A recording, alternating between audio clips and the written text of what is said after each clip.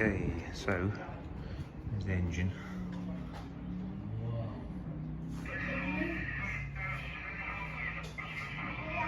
To the tractor, and then the outer casing.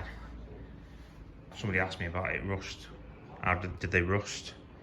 I think this is protected and galvanised in some way. So to stop it from rusting. Because the tractor's actually inside, if you look, the housing.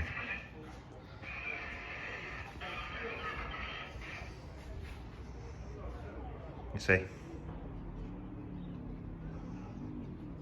And then obviously you've got the lifeboat in the actual station.